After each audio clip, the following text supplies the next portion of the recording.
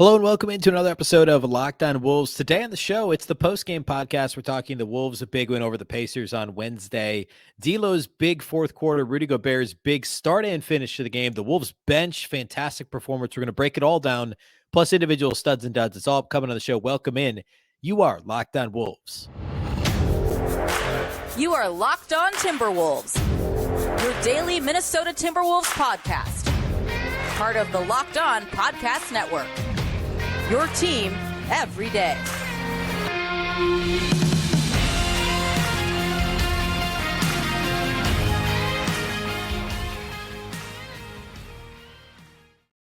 Welcome to the Locked On Wolves podcast, part of the Locked On Podcast Network, your team every day. My name is Ben Beecken. I'm the host of Locked On Wolves. Today's episode is brought to you by LinkedIn. LinkedIn Jobs helps you find the qualified candidates you want to talk to faster. Post your job for free at linkedin.com/LockedOnNBA. Happy Thursday, everybody. This is a victory Thursday. The Timberwolves beat the Pacers on Wednesday night. This is the post-game podcast. We're going to break it all down on the show here today. A big thank you, first of all, for making Locked On Wolves your first listen every day. Of course, Locked On Wolves is free and available everywhere, including YouTube, as well as all of your favorite audio platforms. We're daily, Monday through Friday. Plus, after the game, we do live postcasts. We have you covered every single day of the week. You can also watch the show on the Locked On Sports Minnesota app. That's on both Roku and Amazon Fire TV.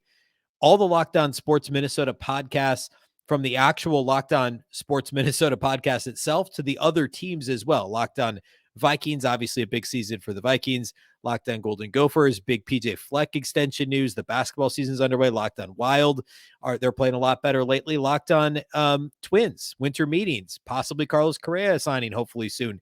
All that stuff, you can see it all in the Locked On Sports Minnesota app on both Roku and Amazon Fire TV. You can also follow this show on Twitter at Locked On T-Wolves and at Beecken, and that's with two B's, two E's, C-K-E-N. All right. The Wolves beat the Pacers on Wednesday for the second time in 2 weeks. It was exactly 2 weeks ago that the Wolves capped off what ended up being the last game of their 5-game winning streak and were, a couple games over 500 and then went on the road, laid an egg in Charlotte 2 nights later. That was, 2 weeks ago tonight, or 2 weeks ago Wednesday night, was the pinnacle of the season so far for the Wolves. And, I don't know if the vibes are quite as good after this one as they were, because that was the most complete game, top to bottom, the Wolves had played all season at Indiana 2 weeks ago, right?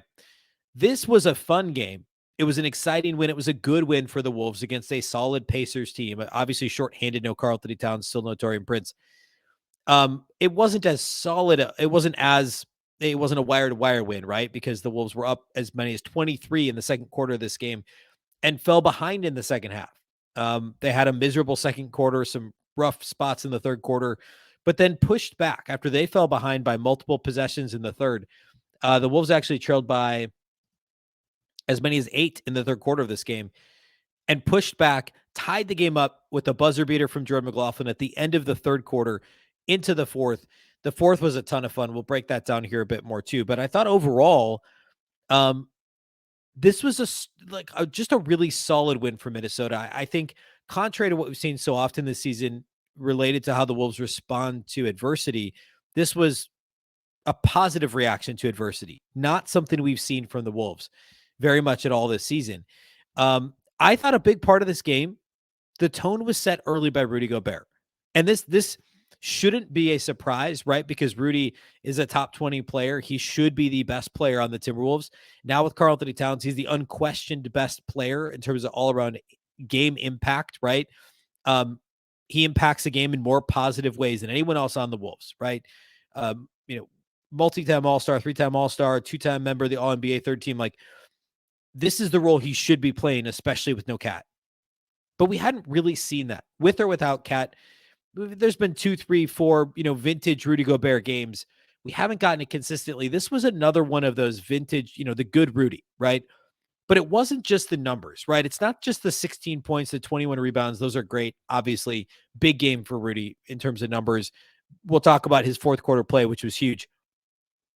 I thought it was the tone that was set from the opening tip. Rudy came down and ripped down like 6 rebounds in the first half of the first quarter. I'm estimating that, but that's about right. I think he had 6 rebounds before he saw the bench for the first time. he was kind of in danger of getting into some foul trouble early. He did commit a couple of early fouls, but ultimately avoided that, thankfully.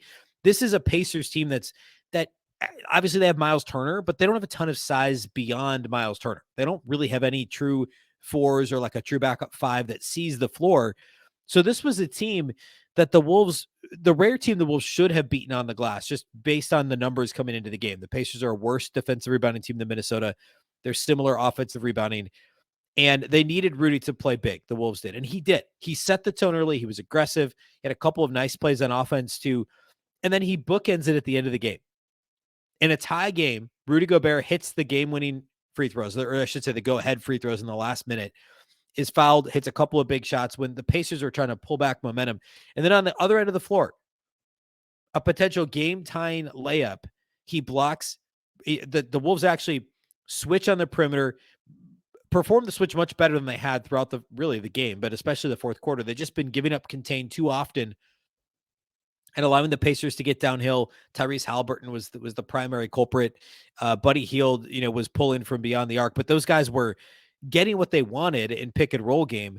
The Wolves were struggling to guard it, but they switched. They did a good job switching. Rudy got beat off the dribble just barely by Hield and then blocked his shot from behind off the glass. The Wolves get the ball.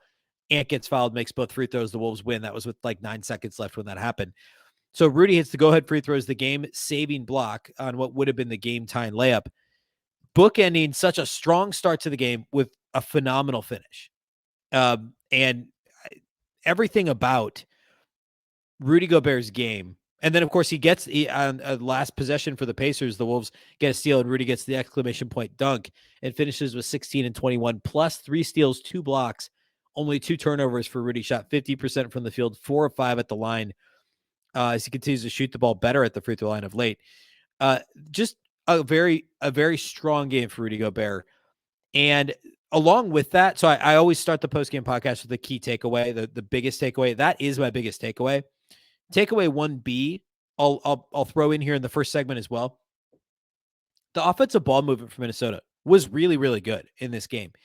There was one possession. I mentioned this on the postcast with Marnie Gellner that we do about 45 minutes after the game on Locked On Sports Minnesota on the YouTube channel there. We do it live. You can also listen to it before this episode, by the way, in the Locked On Wolves audio feed. But I talked about this with Marnie. There was one possession that I watched back like 3 times because it was the perfect possession for Minnesota. The ball touched everyone's hands. I believe it was twice around the horn, essentially. All 4 guys on the perimeter from one side to the other. We talk about how often the Wolves, how much do we see the Wolves struggle defensively when teams simply rotate the ball around the perimeter? And Chris Finch had this quote. I talked about this, I think, on Tuesday's show this week. It might have been Monday, where Finch talked about the Wolves defensively do a good job on the first or second shift. But by the time the ball keeps swinging around the perimeter, the Wolves they're a half step late, then they're a full step late, and then they get blown by on the perimeter. They give up an open jumper. They can't maintain for a full possession. The Wolves did that to the Pacers on this one particular possession. I think it was late first, early second quarter, where they switch sides of the floor.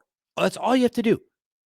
Swing the ball from one corner to the other, back to the wing, dump down to Rudy, or actually Jordan McLaughlin drove from the left wing, got past his defender, dumped the ball off to Rudy in the dunker spot for a dunk.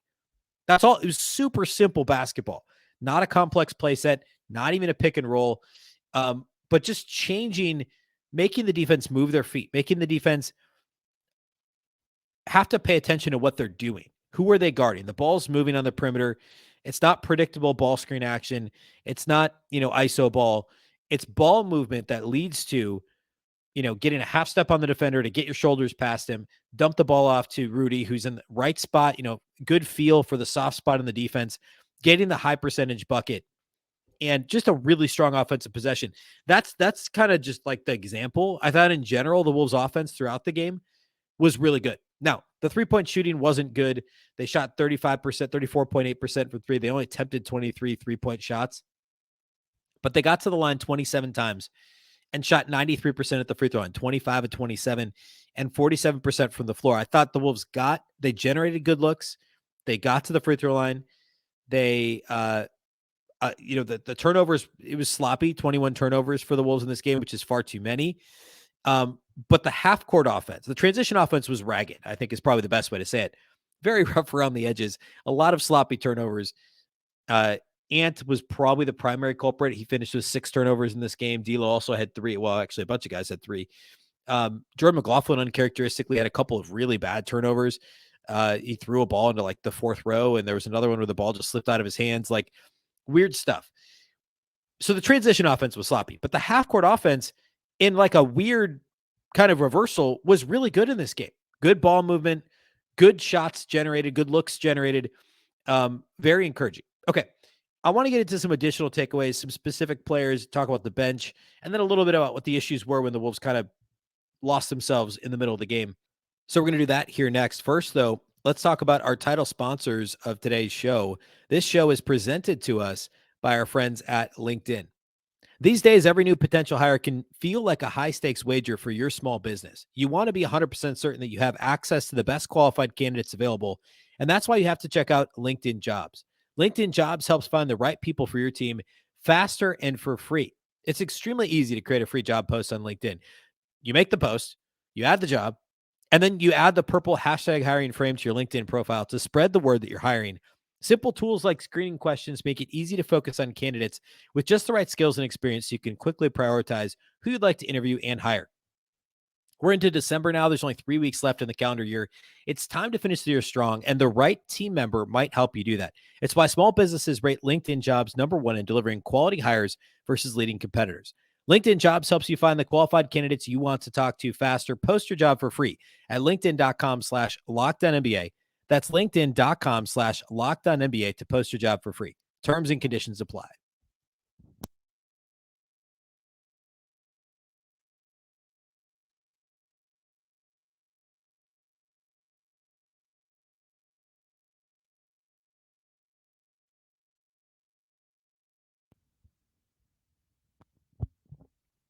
All right, so let's talk additional takeaways from this game. We talked Rudy, we talked the Wolves' overall half court offense being really strong in this game. Let's talk a little bit about D'Angelo Russell. D'Lo had a strong close to this game. I thought he had a good pulse overall over the course of the game on the game itself. Made good decisions mostly. He didn't have any rebounds in 28 minutes, and he only had 4 assists to 3 turnovers. But I still thought that his shot selection was really strong. And this season, he hasn't been as high usage of a player as he often has been in the past. In fact, D'Lo and Ant tied for the team lead in field goal attempts in this one. They each had 18 field goals attempted. But in general, I thought his shot selection was good. He took a couple of tough mid-rangers that didn't fall, but for the most part, I mean, he shot 50% from the field. He got to the line 6 times, which is good for him. 4 of 9 outside the arc. A balanced game for D'Lo. He had 15 in the 4th quarter, which of course is exactly what the doctor ordered for Minnesota. With no Cat, I mean, what are you doing in the 4th? It's either Ant or it's D'Lo, right? Rudy needs one of those guys to get him the ball. So you're going to rely on D'Angelo Russell or Anthony Edwards to generate that offense. And both of them were good down the stretch, but D'Lo was really good in the 4th quarter. And then along with that, I want to talk about the bench, but I think a good segue would be Jordan McLaughlin, because the Wolves point guard play, D'Lo and J-Mac, were really good. The Wolves got 48 minutes of good point guard play in this one. D'Lo played 28 minutes, J-Mac played 22, so they shared the court briefly with one another. Jordan McLaughlin, those numbers aren't going to pop out at you. 6 points, 4 assists, but he shot 3 of 5. He had a steal. He ran the offense well. I mentioned he had 3 turnovers, which is really uncharacteristic for Jordan McLaughlin. He's got a Tyus Jones level of assist to turnover ratio typically. He had that crazy stretch last season where he was like 56-1 or something from January to March in terms of assist to turnover. He had a couple silly ones in this game, but besides that, he was really good. Picked his spots, had that buzzer beater at the end of the 3rd, scored the first bucket of the 4th. So that mini J-Mac 4-0 run is what got the Wolves from 2 down to 2 up on the Pacers. And again, going back to the bench, in general, this entire bench played well. Like, I'm going to spoiling this last segment. There's no duds for me in this game. Everybody on the Wolves roster that saw the floor played well in this game. Jordan McLaughlin was great. Jalen Noel, really, really good. 14 points, 5 of 13 shooting, 1 of 3 outside the arc, 3 of 3 at the line, 4 rebounds, 4 assists. He had a couple of ill-advised shots towards the end of his first stint, but take those out, and he's ultra efficient. He was on the court actually during crunch time. The Wolves didn't take him out until they were up. I think it was the possession. I think it was actually the Rudy block possession. Like the final couple possessions is when Austin Rivers came in as a defensive sub for Noel, but Noel was on the floor with the starters for much of the middle to late part of the fourth quarter. Chris Finch was trusting his offense to get the Wolves over the hump there late in the game because he'd been so good during the game. He is so good in transition. If Noel can get downhill in the half court, he's so good getting downhill. He's so good once he has his momentum going to the rim. He can stop on a diamond score. He can go all the way to the rim and finish through contact. This was a really nice Jaylen Noel game. Austin Rivers was good defensively. He also added 3 assists, had a couple of really nice passes. He had some passes on offense where he penetrated and kicked the ball out, found cutters. Really good Austin Rivers performance. Naz was good, 6 and 7. He only played 12 minutes in this game because Rudy stayed out of foul trouble. And also Luka Garza got to see 4 minutes.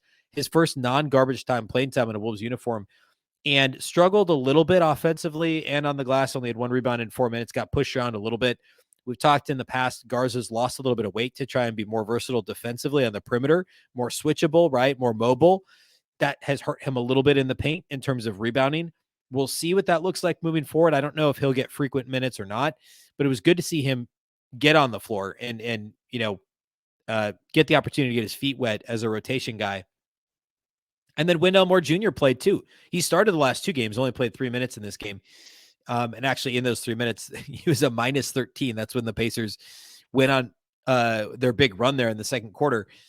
But or actually, I think it was early third quarter. Second quarter when he got into the game. But at any rate, Finch played 11 guys. I talked about this briefly with Marnie in the postcast.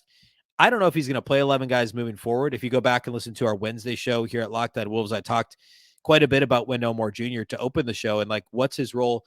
Is he really that 3-and-D role player, that glue guy that is kind of theoretically the perfect role player for this roster?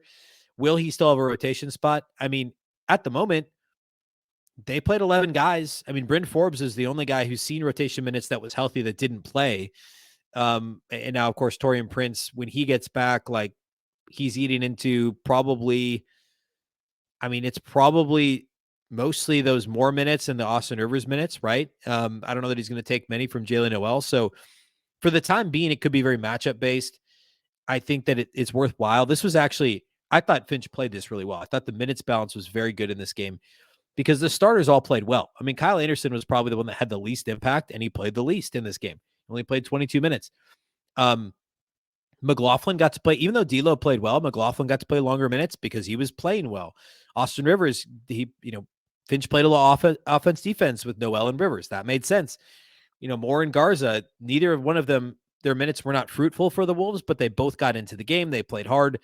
They're going to be needed at some point. It was nice to be able to get them in the game and spell some of the other guys. So I thought Finch played the substitution patterns well in this game. And I'll be really curious to see what that looks like moving forward. Real quickly, the issues in the second quarter.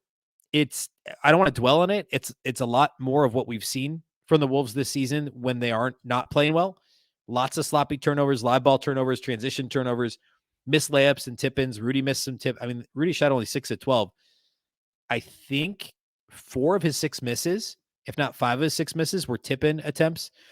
One was a lay-in attempt that should have been a dunk. So I guess 4 of his 6 misses. One was a terrible end of shot clock air ball, or a brick that just hit the backboard. So 4 missed tip-ins for Rudy. And he wasn't the only one, right? There were multiple guys that missed layups. That was an issue early in the game, especially second quarter. The Pacers got into the bonus early in the second quarter. Ultimately, the Wolves shot more free throws and shot better at the line and helped make back some of that chasm of 3-point attempts that the Wolves were behind on. But I thought that it was just more of the same, right? Sloppy turnovers, live ball turnovers, bad transition defense, missed layups on offense, and committed a lot of fouls, getting the Pacers into the bonus early in the quarter were the biggest issues in the second. The Wolves were out 3-pointed in this game, if you will, out 3-pointered in this game by 11 made 3. So 33 more points on 3-point attempts by the Pacers. But the Wolves also did make 7 more free throws. They shot more free throws and at a higher clip than the Pacers. So they made back some of that. The rest of it was pretty much second chance points. The Wolves had 16 offensive rebounds. The Pacers only had 4. The Wolves were a plus 20 on the glass in this game overall, 51-31, which is an extremely rare thing to see for the Wolves this year. They found the rare team that is worse than them on the glass, and they exploited that and were able to make back a lot of what like Buddy Hield and Tyrese Haliburton primarily were able to do from the perimeter. Also, Miles Turner late. The Wolves had some issues picking him up in transition as a trailer. And, Turner, Haliburton, and Hield combined to shoot to make 16 threes in this game. But the Wolves, thankfully, rebounding was a big reason why they were able to combat some of that. Okay.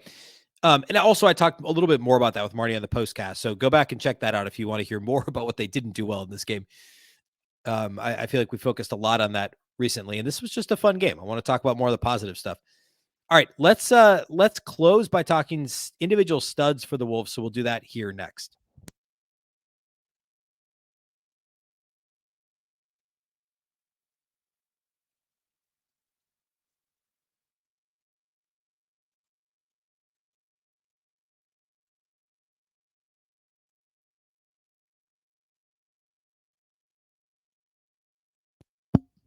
All right, individual studs for the Wolves in this game. After every game, we do typically three studs and one dud, sometimes two duds. I'm going to go 0 duds in this game. Like I said, all 11 guys that saw the floor. I know Garza Moore had bad plus minuses. I know Moore played 3 minutes, didn't log a single stat. I mean, that's too short of a stint to like really give those guys duds.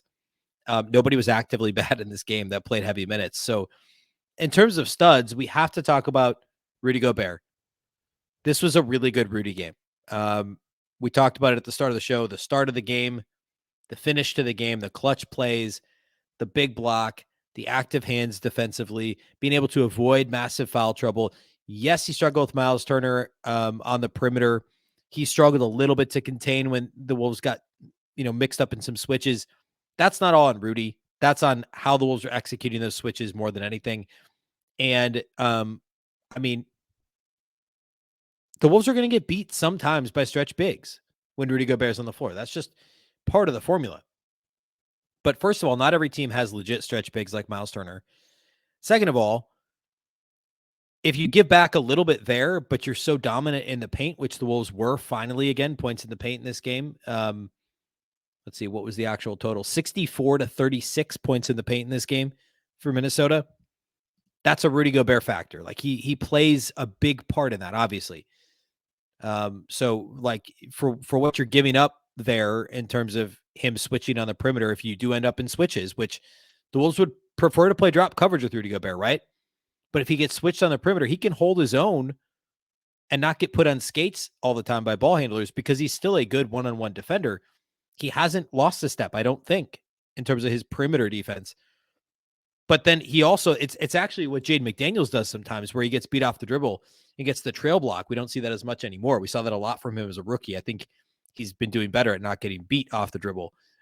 McDaniels has been lately, or this season really. But Rudy knows if he gets beat, he's got the length and the long enough strides to catch up and block shots from behind like he did to Hield in the final minute of this game. So a strong Rudy game, again, 16 points on 6 of 12 shooting, 4 of 5 at the line, 21 rebounds, 3 steals, 2 blocks, and an assist for Rudy Gobert in this game. Had the second highest individual plus minus on the team, if you enjoy that stat. The second stud for me is D'Angelo Russell. 28 points in this game, 4 assists, 1 steal. He shot 9 of 18, 4 of 9 on threes, 6 of 6 at the line. My only issue with his game is 0 rebounds in 28 minutes, 4 assists to just 3 turnovers. But he was in a little bit of foul trouble. And he was clutch. He scored 15 in the fourth. He was Mr. Ice in his veins. Like call a spade, right? I'll call out D'Angelo Russell when he doesn't play well. This was the good dealo. This was the good close to the game. The perfect example of what D'Angelo Russell can do if he's taking the shots in the flow of the offense. The Wolves are calling a couple plays here and there to give him some good looks. They called some dribble handoffs towards the end of the game when D'Lo was kind of hot to get him some opportunities to get a step and get a relatively clean look. This is a good D'Lo game. Like he can do that. He can get separation. He can get his shot off when he doesn't have much separation. He can hit tough fallaways. Like he did all those things in the fourth quarter of this game, and he played well. And he was a stud, as far as I'm concerned, in this game for the Wolves. My third stud is going to be Jalen Noel. Off the bench, 14 points, 5 of 13 shooting, helped the Wolves build that 23-point lead in the first half, and then was pretty good in the fourth quarter when Finch trusted him to be on the floor with the starters. It was D'Lo and Jalen Noel, Jaden McDaniels, and Rudy Gobert with Kyle Anderson on the bench, and then they ended up taking Noel out, putting in Austin Rivers for defense, which made sense. But Noel was really good offensively in this game. Plus 21 in 26 minutes, 4 assists, 4 rebounds, no turnovers for Jalen Noel in 26 minutes. And just a really good all-around game for Noel. Haven't talked about Ant really at all. And I guess I probably should have talked about him earlier. I mean, he did a lot in this game. It was just it was an interesting Ant game. In some ways, kind of the quintessential Ant game, right? He had 26 points and 18 shots. He only attempted 3 threes, which I guess is maybe the one thing that's keeping it from being quintessential Ant. Marnie actually made this point on the postcast. I thought this was really a great point, is that you can kind of tell when Ant shoots more threes, it means the ball was stickier, right? It means he's shooting more, just getting more ISO looks and pulling from deep. He only had 3 3-point attempts in this game, and the ball was moving for the Wolves. He was also 9 of 10 at the free throw line. He got off 18 shot attempts, but also 10 free throw attempts, which was great to see. 8 rebounds, 8 assists, phenomenal. 6 steals. He had 5 steals by like 3 minutes left in the third quarter. The problem was the 6 turnovers, and some of them were really bad turnovers. And honestly, that's what's keeping me from giving him a stud in this game, because they were just like careless, completely careless. There were some defensive lapses. Now, if he has 3 turnovers in this game and you know, I don't like, this is basically the line you want from Ant. He's just got to cut out some of that sloppy play. He's got to be a little more consistent. I mean, 26, 8, 8, and 6 is real nice. That's a good game. So I don't want to sell that too short, but he's just got to be more consistent. He's got to clean some of that up. And for me, Rudy's start and finish, D'Lo's close to the game, his fourth quarter, and then Jalen Noel's shot in the arm in the first quarter and strong play down the stretch are really what did it for me in terms of giving them the stud awards for this game. I should also mention Jaden McDaniels. He stayed out of foul trouble. He played 37 minutes. He led the Wolves in minutes in this game and hit a couple of big threes. Hit a big 3 when the Pacers run that second quarter run that helped the Wolves kind of stem the tide, and hit a big 3, similar situation in the third quarter to stem the tide. 12 points, 4 rebounds, 2 steals, and a block for Jaden in 37 minutes. The biggest stat, though, for Jaden McDaniels is 2 personal fouls in 37 minutes. He stayed on the floor. He contributed to slowing down. Benedict Mathurin, big-time scorer, shot just 5 of 16. I think he only had 2 points in the second half, if I'm not mistaken, was 1 of 5 from 3. Yes, Halliburton and Hield went off. Turner had some strong moments. But, I mean, you had to hold one of those 4 guys to under 20 points. And they did it with Mathurin, 14 points on 16 shots. I mean, Mathurin's a really good player. So, a good defensive job. McDaniels had a hand in that, obviously. And so a good game from Jaden. All right. That's all I have for this one. This was fun. I mean, again, not a perfect win. You can't have the sloppy middle parts of the game like the Wolves did. And, against a really good team, you're not going to get away with it. The Wolves have seen that. They've seen it against bad teams too. But a lot of good things here. A lot of things to like. A very important win, as we talked about here on the show, really throughout the week to this point. This was a big one to get before going on a really long road trip, taking on the Jazz, Jared Vanderbilt, Malik Beasley, and the Utah Jazz on Friday night. First time playing at Utah this season. And then they have the back-to-back Saturday night at Portland, and then they stay in Portland to play Monday night, then at the Clippers, at the Thunder. I was saying earlier in the week, a 3-2 road trip would be really nice. I think it's doable. Come back after the road trip, 15-14, be a game above 500. I think it's all on the table for the Wolves to do that. So we'll, of course, be back on Friday previewing Wolves Jazz. We'll also talk about some other things leading into that game. And then the live postcast, of course, back Friday night following the Wolves Jazz game with Marnie over at Locked On Sports Minnesota on their YouTube channel. A big thank you for making Locked On Wolves your first listen each and every day. Of course, this show is free and available everywhere, including YouTube, as well as all of your favorite audio platforms and the Locked On Sports Minnesota Roku app and the Amazon Fire TV app. You can also follow on Twitter at Locked On T-Wolves and at Beecken with 2 B's, 2 E's, C-K-E-N. Of course, the Locked On Wolves podcast is part of the Locked On Podcast Network. Remember, the Locked On Network is your local experts on all the biggest stories. And a final reminder that for your next listen, you can check out the Locked On Sports Today podcast. The biggest stories of the day, plus instant reactions, big game recaps, and the take of the day. It's available on the Odyssey app, YouTube, and wherever you get your podcasts. Once again, I'm Ben Beecken. This is the Locked On Wolves podcast, and we'll catch you next time.